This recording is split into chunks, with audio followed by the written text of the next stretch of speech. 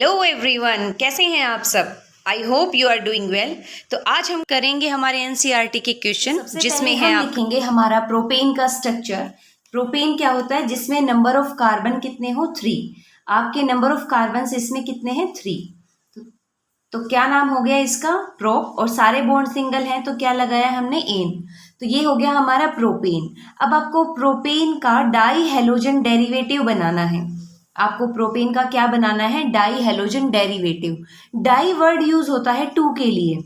Die word use होता है to के लिए। और हेलोजन जैसे आपके पास ब्रोमीन हो गया, क्लोरीन हो गया, आयोडीन हो गया, ये सभी आपके क्या है? हेलोजन्स। तो हमें 2 हेलोजन आपके प्रोपेन के अंदर ऐड करने हैं। तो देखो क्या क्या पॉसिबिलिटी है।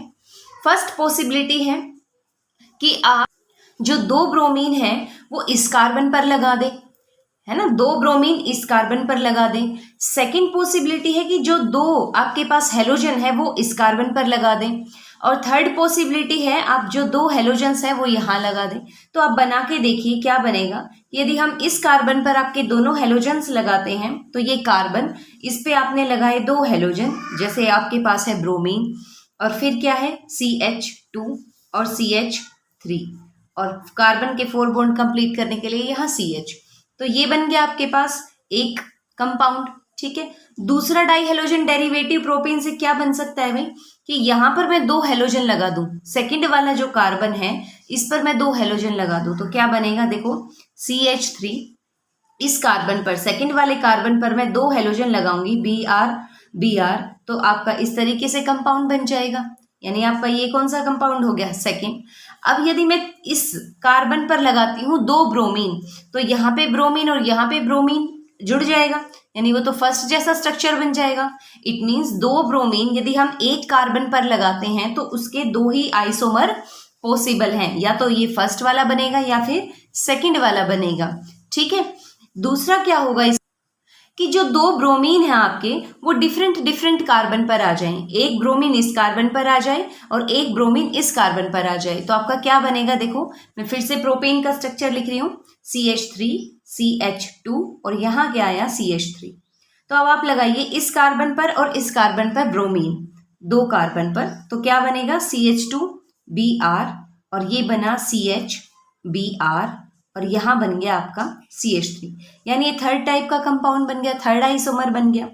ठीक है। और क्या कर सकते हो आप? अब यहाँ से देखो इस कार्बन पर और इस कार्बन पर जब आप लगाओगे वो तो सेम प्रोडक्ट बन जाएगा 3 की तरह, क्योंकि CH3 पे Br लगाओगे तो CH2Br, और CH2 पे लगाओगे तो CHBr, और CH3 एज इट इज, यानी वो सेम कंपाउंड बन जाएगा।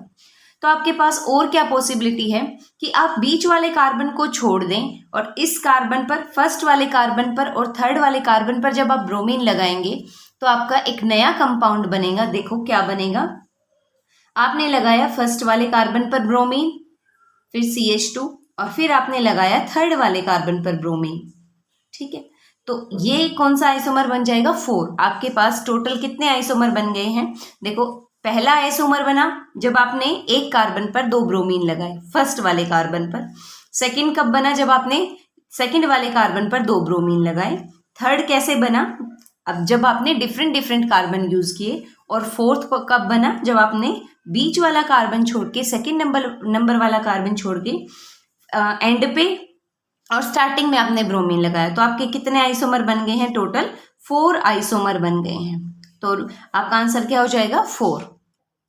इसी में ही हमारा नेक्स्ट क्वेश्चन है, among the isomeric alkane of molecular formula C5H12 identify the one that on photochemical chlorination yield single monochloride, 3 isomeric monochloride, या फिर 4 आइसोमर मोनोक्लोराइड। तो क्वेश्चन में क्या कहा गया है बेटे, कि आपको आइसोमर लिखने हैं।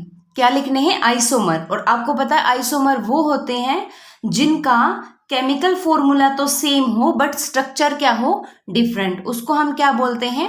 आइसोमर्स। आइसोमर्स किनको बोलते हैं? जिनका केमिकल फॉर्मूला क्या हो? Same but structure is different. Structure उनका क्या होगा? डिफरेंट होगा। वो क्या होंगे? आपके आइसोमर। अब क्वेश्चन में क्या कहा गया है?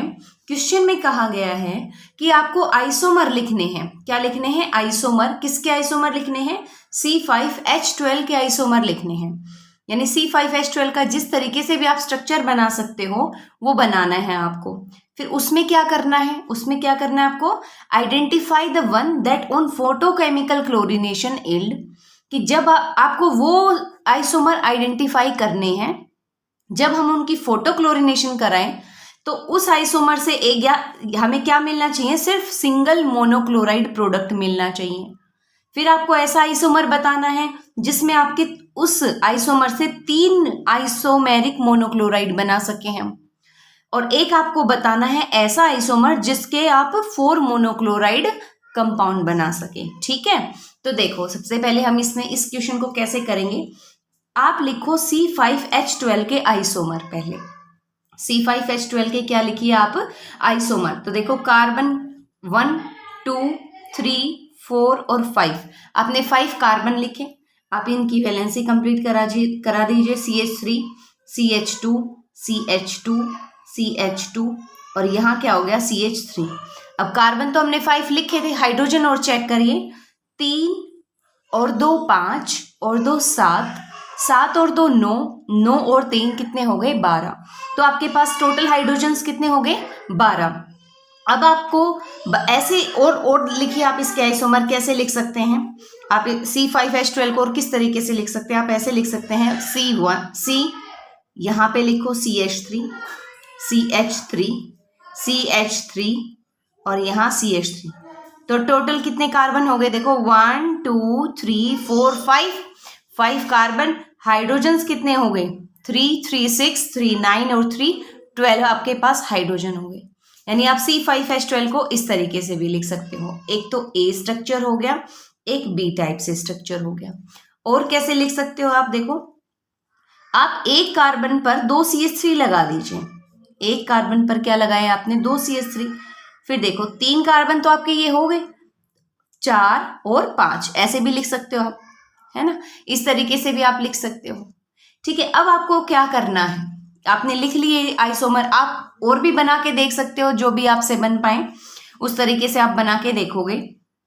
तो इसमें क्या होगा? देखो यहां से आप मोनोक्लोरिनेशन करें, मींस एक CH के हाइड्रोजन को हटा के वहां आपको Cl ऐड करना है। वहां आपको क्या ऐड करना है? Cl। तो ऐसा इन तीनों में से A, B और C में से आपको ऐसा आइसोमर बताना है कि जब आप Cl को हटाओ ना, Cl को लगाओ, तो आपका सिर्फ एक ही टाइप का प्रोडक्ट बने। सिर्फ और सिर्फ आपका एक ही टाइप का प्रोडक्ट या फिर एक ही टाइप का आइसोमर बने। तो देखो इस वाले कंपाउंड को आप ध्यान से देखो। इसके आप किसी भी हाइड्रोजन को रिप्लेस करो Cl से। मान लिया मैंने इस हाइड्रोजन को रिप्लेस कर दिया Cl से, तो ये बनेगा CH2Cl। यदि आप ये वाला हाइड्रोजन रिप्लेस कर देते तो ये CH2Cl हो जाता, ये रिप्लेस कर देते तो ये CH2Cl हो जाता। यानी आप क्या देख रहे हो कि आप किसी भी हाइड्रोजन को रिप्लेस करो, आपका जो प्रोडक्ट है वो सेम बन रहा है। तो क्वेश्चन में क्या कहा गया था कि ऐसा आइसोमर बताओ जो सिर्फ सिंगल मोनोक्लोराइड कंपाउंड दे। आपको क्या दे? Single monochloride compound. तो क्या बी स्ट्रक्चर इस कंडीशन को सेटिस्फाई नहीं कर रहा है? आप किसी भी हाइड्रोजन को हटाओ और Cl ऐड करो, आपको सिंगल मोनोक्लोराइड कंपाउंड बन रहा है। तो फर्स्ट का आंसर क्या हो गया? ये वाला कंपाउंड। ठीक है, ये इसका नाम क्या है? इसका नाम क्या है? आप क्या लिखोगे इसको? किससे बना है आपका ये? CH3, CH3, CH3। ये किससे बना है? देखो कितने नंबर ऑफ कार्बन है? 4। और ये कार्बन जो है, ये जो कार्बन है आपका कैसा है भाई? देखो नंबरिंग दो, 1 2 3, यानी 2 पे 2 आपके मिथाइल ग्रुप हैं, तो 2 2 और 2 मिथाइल ग्रुप हैं, तो क्या लिखा आपने? Di methyl. 2 2 di methyl. और नंबर ऑफ कार्बन 3 है, तो क्या लिखा? प्रोपेन। 2 2 डाई मिथाइल प्रोपेन इसका नाम हो जाएगा। तो 2 2 डाई मिथाइल प्रोपेन से आप क्या बनाओगे? एक सिंगल मोनोक्लोराइड कंपाउंड की फॉर्मेशन हो रही है। ठीक है, दूसरा आपको दिया हुआ है कि ऐसा आइसोमर बताओ जिससे 3 आइसोमेरिक मोनोक्लोराइड बन सके, 3 बन सके। तो देखो कैसे बनेंगे 3। यहां पर देखो, यदि इसके CH को हटा के Cl लगाओगे तो एक टाइप का प्रोडक्ट इससे बनेगा। आप दूसरी पॉसिबिलिटी है कि इस CH को हटाओ Cl लगाओ, दूसरी पॉसिबिलिटी ये हो जाएगी। तीसरा क्या होगा कि इस H को हटाओ और फिर Cl लगाओ, तो तीसरी टाइप की पॉसिबिलिटी ये हो जाएगी। फोर्थ क्या है कि इस वाले CH को हटाओ और इसकी जगह Cl लगाओ, 4। और CH3 ये वाला, ये तो सेम प्रोडक्ट देगा जो कि हमने 4 से बनाया है ना, जो 4 वाला होगा वो भी इससे बनाया है। तो ये यहाँ से तो आपको कितने आइसोमर मिल रहे हैं, 4 आइसोमर मिल रहे हैं। पर आपको चाहिए क्या कि आपको कितने आइसोमर मिले, 3 आइसोमर। तो ये तो 4 के लिए है, 3 के लिए इसमें देखो यहाँ पर इससे कैसे बनाओगे भाई, इसके CH को हटाओगे Cl लगाओगे तो एक प्रोडक्ट बन जाएगा। क्या बनेगा देखो, आपको कंफ्यूजन हो रही है तो देखो ऐसे लिखेंगे इसको, CH3 CH2 CH2 CH2 CH। अब इस CH3 के एक हाइड्रोजन को हटाओ और यहाँ Cl लगा दो, तो ये एक प्रोडक्ट बन गया। दूसरा क्या हो सकता है कि इस वाले कार्बन के हाइड्रोजन को हटाओ तो क्या बनेगा यहाँ से, CH3 CH2 CH2 CH Cl और CH3, तो ये बन जाएगा। ठीक है, आपने इसका हटा दिया, इसका हटा दिया, फिर आप क्या इसका रिमूव कर सकते हो Cl, तो क्या बनेगा CH3 CH2 CH Cl CH2 CH3। तो यहाँ से 3 बने। और क्या करोगे फिर इसके बाद, आप इसको हटाओगे यानी इस CH2 के एक हाइड्रोजन को हटा के Cl लगाओगे, यानी इस सेकंड पोजीशन पे Cl आ जाएगा। बट सेकंड पे तो ये वाला प्रोडक्ट ऑलरेडी बना हुआ है ना, तो ये इससे हटाओगे, वो वाला प्रोडक्ट और ये वाला प्रोडक्ट दोनों सेम है। इसमें जब हटाओगे CH3 वाले के एक हाइड्रोजन को, वहां Cl लगाओगे तो यानी फर्स्ट पोजीशन पे Cl आ जाएगा, और वो तो सेम प्रोडक्ट है ये वाला, है ना। तो इससे आपके टोटल कितने आइसोमर बन रहे हैं, 3। कितने आइसोमर बन रहे हैं, 3 आइसोमर बन रहे हैं। क्या था ये आपके पास, 5 कार्बन है तो पेंट यूज करेंगे, और सारे बॉन्ड सिंगल है तो क्या लिखेंगे, एन, तो पेंटेन इसका नाम हो जाएगा, जिससे आपको कितने आइसोमर मिल रहे हैं, 3। ठीक है, तो 3 आइसोमेरिक मोनोक्लोराइड वाला कंपाउंड क्या हो जाएगा आपका, पेंटेन, सिंपली पेंटेन। और 4 का मैंने अभी कराया आपको, 4 का ये वाला कराया मैंने अभी आपको। ठीक है, तो आप इस स्ट्रक्चर को लिख देंगे और इससे जो भी स्ट्रक्चर बनेंगे आप वो भी लिखोगे। आगे देखिए आपके एनसीईआरटी में कौन से क्वेश्चंस दिए हुए हैं। 10.5 क्वेश्चन है ये, क्वेश्चन नंबर। इसमें हेक्सेनोल दिया हुआ है और इसके अंदर आपने डाला है SOCl2। तो ये रिएक्शन मैंने आपको कराई थी कि जब भी आपके पास अल्कोहल हो और आप उसके अंदर डाल दो SOCl2 तो आपकी न्यूक्लियोफिलिक सब्स्टिट्यूशन रिएक्शन हो जाएगी। इस OH की जगह आपका क्या आ जाएगा, Cl। इस OH की जगह आपका क्या आ जाएगा, Cl। तो सिंपली आपका ये प्रोडक्ट बन जाएगा। ठीक है, उसके बाद जो नेक्स्ट क्वेश्चन दिया हुआ है इसमें क्या है कि पैरा पोजीशन पे नाइट्रो ग्रुप अटैच्ड है और इप्सो पोजीशन पर, मेन पोजीशन एक पोजीशन, फर्स्ट पोजीशन को आप इप्सो बोलते हैं, यहां पर आपके पास क्या अटैच्ड है, CH2 CH3, और आपने इसके अंदर डाला है Br2 हीट और UV लाइट। तो मैंने आपको जब ये रिएक्शन कराई थी उस रिएक्शन में बताया था कि जब भी UV लाइट होगी तो फ्री रेडिकल की फॉर्मेशन होगी, फ्री रेडिकल की फॉर्मेशन होगी। तो यहां पर क्या बनेंगे, फ्री रेडिकल्स। तो अब देखो Br कहाँ अटैच्ड हो सकता है, Br इस कार्बन पर भी अटैच्ड हो सकता है और Br इस कार्बन पर भी अटैच्ड हो सकता है। तो देखो क्या बनेगा, यहां से बेंजीन और पैरा पोजीशन पे आपका नाइट्रो ग्रुप अटैच्ड है, CH और CH3। देखो मैं किस तरीके से बताना चाह रही हूं आपको। देखो यदि यहां एक तो ये पॉसिबिलिटी है कि इस वाले कार्बन पर रेडिकल बन जाए, देखो CH3 है ना, तो CH3 से ऐसा हो सकता है कि यहां पर रेडिकल बन जाए, या फिर क्या होगा कि आपका बेंजाइल वाली पोजीशन पर रेडिकल बन जाए, यहां बन जाए रेडिकल। देखो 2 पॉसिबिलिटी है, या तो जो ये CH3 था आपके रिएक्शन के अंदर ये वाला यहां पे रेडिकल बन जाए, या फिर यहां पे रेडिकल बन जाए, क्योंकि जो UV लाइट से आपका Br रेडिकल जनरेट होगा उसको रिएक्शन करनी है। तो Br रेडिकल तभी तो रिएक्ट कर पाएगा जब आपका फ्री रेडिकल बनेगा। तो Br रेडिकल या तो यहाँ अटैक करेगा या यहाँ अटैक करेगा। बट देखो इसमें क्या है, इन दोनों में से स्टेबिलिटी चेक करेंगे हम, जिसकी भी स्टेबिलिटी ज़्यादा होगी उसकी फॉर्मेशन ज़्यादा होगी। भाई ये वाला स्टेबल ज़्यादा है तो ये बनने की पॉसिबिलिटी ज़्यादा है, ये ज़्यादा बनेगा तो ज़्यादा प्रोडक्ट भी इससे से मिलेगा हमें। अब जो बेंजाइल फ्री रेडिकल हो बेंजाइल फ्री रेडिकल हो, बेंजाइल कार्बोकटायन हो, बेंजाइल कार्बोनाइन हो, सारे ही स्टेबल होते हैं। सारे ही क्या होते हैं? स्टेबल होते हैं। क्यों होते हैं स्टेबल? अब देखो, आपको पता है यहाँ पर क्या हो जाती है? रेजोनेंस। रेजोनेंस से ये क्या हो जाता है? स्टेबलाइज। यहाँ से रेजोनेंस होगी, रेजोनेंस से क्या होगा? ये स्टेबलाइज।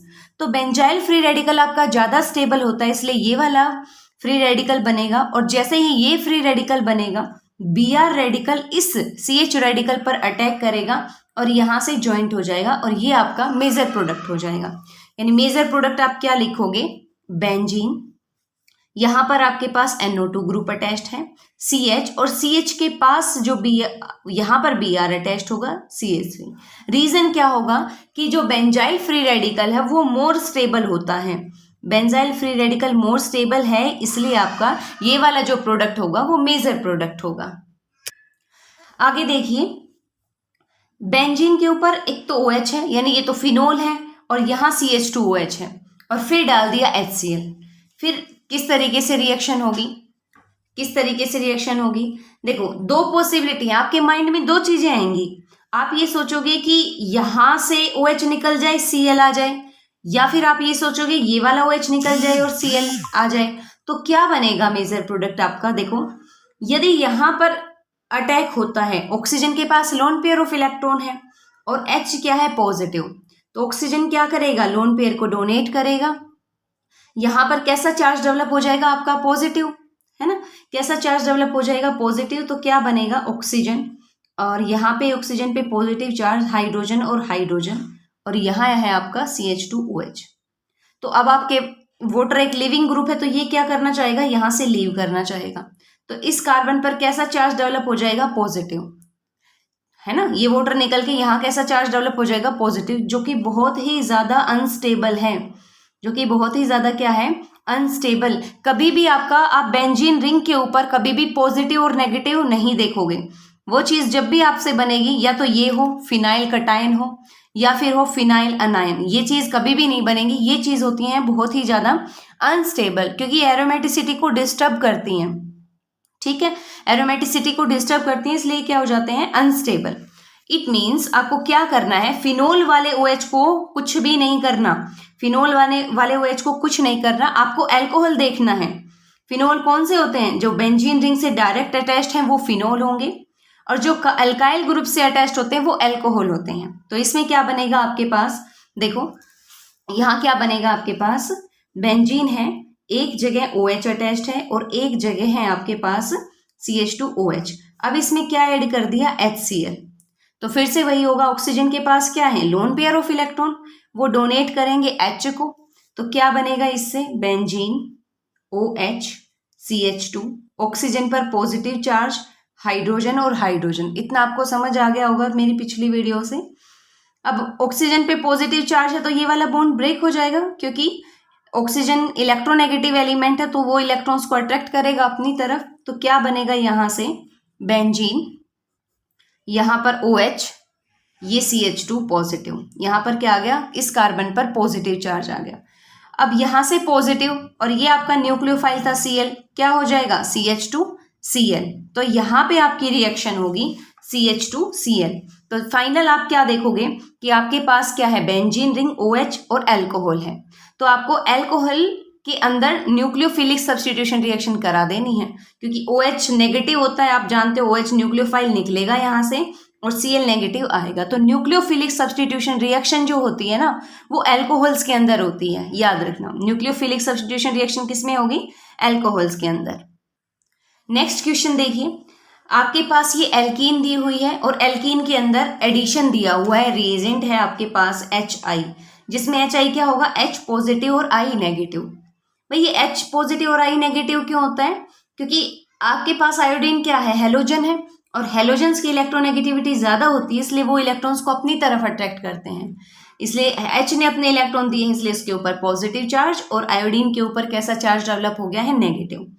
अब आपको बताया मैंने मेरी पिछली वीडियो में कि एल्कीन के अंदर जब भी आप एडिशन करोगे किसी भी रिएजेंट का, तो किसके अकॉर्डिंग होगा? वो मार्कोनिको के अकॉर्डिंग, जब तक आपको पेरोक्साइड ना दिया हुआ हो। मार्कोनिको के अकॉर्डिंग आप एडिशन करेंगे। मार्कोनिको रूल क्या कहता है कि दो पार्ट होते हैं आपके रिएजेंट के अंदर, एक पॉजिटिव पार्ट और एक नेगेटिव पार्ट। तो पॉजिटिव पार्ट एल्कीन के अंदर वहां जाएगा जहां आपके पास ज्यादा नंबर ऑफ हाइड्रोजन है। अब आप इस कार्बन को देखिए और इस कार्बन को देखिए।